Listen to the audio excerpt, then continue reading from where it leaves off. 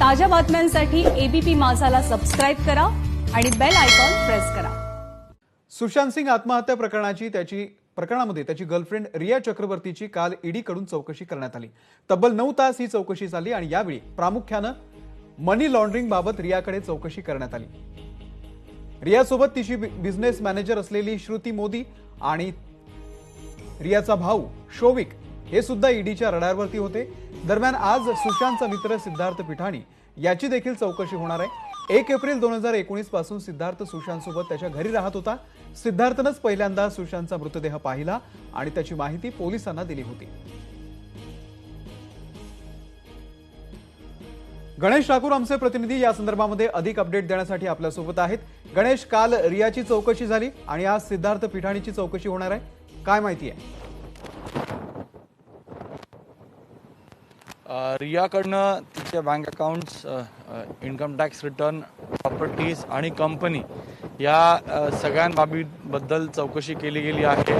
किती पैसे कमवले, कोणते कोणते प्रोजेक्ट्स केले, असे एक 50 प्रश्न होती, प्रश्नावळी होती। त्या प्रश्नावळीचं उत्तर तिच्याकडनं घेण्यात आलं आणि त्यानंतर श्रुती मोदी आणि शोविक यांनाही काही प्रश्न दिले गेले। या प्रश्नांवरती रियाकडनं उत्तर मागण्यात आलेलं आहे। ते कोरॅबोरेट किंवा त्याला टॅली करण्याचा प्रयत्न ईडी करते। ईडीची स्ट्रॅटेजी असते की 2-3 आरोपींना त्याच प्रश्नावळी घेऊन तफावत आहे का उत्तरांमध्ये हे पाहण्यात येतं आणि त्यानंतर काउंटर क्वेश्चन केलं जातं। तर ते काल केलं म्हणून 9 तास लागले।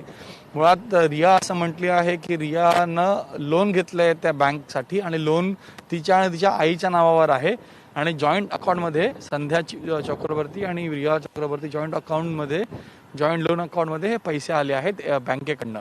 आणि 2018 मध्ये जी इनिशियल पेमेंट तिला फिल्म जलेबीसाठी मिळाली होती, त्या फिल्मचे पैसे तिनं तिथं इनिशियल डाऊन पेमेंट जे आपण म्हणतो ते केले। यानंतर तिचं असं म्हणणं आहे की अनेक फिल्म्स तिनं साऊथमध्ये केल्या आहेत, तिथनं तिला पैसे मिळाले होते। ते पैसे जे आहेत तर तिनं आपल्या घरामध्ये इन्व्हेस्ट केले आहेत। याशिवाय तिचं हेही म्हणणं आहे की सुशांत तिला जे पैसे द्यायचा तो एका संबंधामध्ये कोण व्यक्ती असतो तर आपल्या गर्लफ्रेंडला बॉयफ्रेंडला कोणते खर्च होतो, शॉपिंगसाठी, स्पासाठी तेवढे नॉमिनल खर्च होते। आणि शोविक बद्दल ती असं म्हणाले की शोविक आणि सुशांतमध्येही मैत्रीचे संबंध होते आणि शोविकला सुशांतचं असं म्हणणं होतं की शोविक सोबत तो काम त्याची करण्याची इच्छा आहे, कारण यंग आहे आणि कंपनीत तो पाहू शकतो असं सुशांतचं म्हणणं होतं। म्हणून सुशांतच्या सांगण्यावरून शोविकला त्या कंपनीमध्ये घेण्यात आलं, डिरेक्टर केलं गेलं आणि शोविक आणि सुशांत या दोघांचे संबंध मैत्रीचे होते, ते वेगळे होते। जो खर्च शोविकवर व्हायचा तो सुशांत आपल्या सहकुशीने करायचा।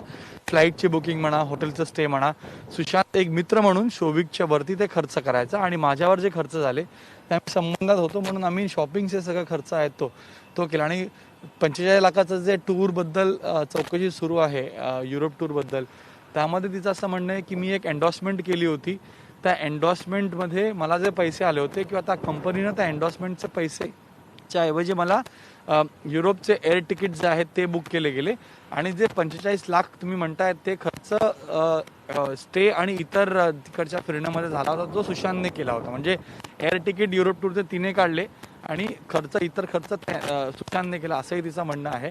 आणि कंपनीबद्दल तिचं म्हणणं आहे की आम्ही ऑन पेपर ती कंपनी रजिस्टर केली होती, त्यात कोणताही खर्च मोठा झाला नाही। आम्ही कंपनी जी आहे ती माझ्या वडिलांच्या जागेवर आम्ही उभी केली होती, फ्लॅटमध्ये स्टाफ हायर केला नव्हता, म्हणजे तिथंही पैसे निवेश केले नव्हते। तर अशा प्रकारे 15 कोटींबद्दल तिला माहीत नाही तिचं म्हणणं आहे आणि कोणताही माहिती सुशांतनं तिला कधी पैसे दिले हेही तिचं म्हणणं आहे की मला कधीच पैसे मिळाले नाही। श्रुती मोदीचं हेच म्हणणं आहे की एवढं मोठं ट्रान्झॅक्शन झालं नाही। निश्चितच सुशांत चक्रवर्ती आणि श्रुती यांच्या जबाबानंतर आज सिद्धार्थ पिठाणीला सुद्धा बोलवण्यात आलेला आहे। तो नेमकं काय सांगतोय ते सुद्धा पाहणं महत्त्वाचं आहे। गणेश, धन्यवाद दिलेल्या या संपूर्ण माहितीबद्दल। दरम्यान सुशांत सिंग आत्महत्या प्रकरणामध्ये ईडीनं काल रियाला किती आणि कोणते प्रश्न विचारलेले आहेत आपण ते पाहूयात। तर सुशांतच्या संपर्कामध्ये कधी आणि कशा आलात असा पहिला प्रश्न रिया चक्रवर्तीला विचारण्यात आला। दुसरा प्रश्न होता सुशांत सोबत लिव्ह इन मध्ये राहत होतात का।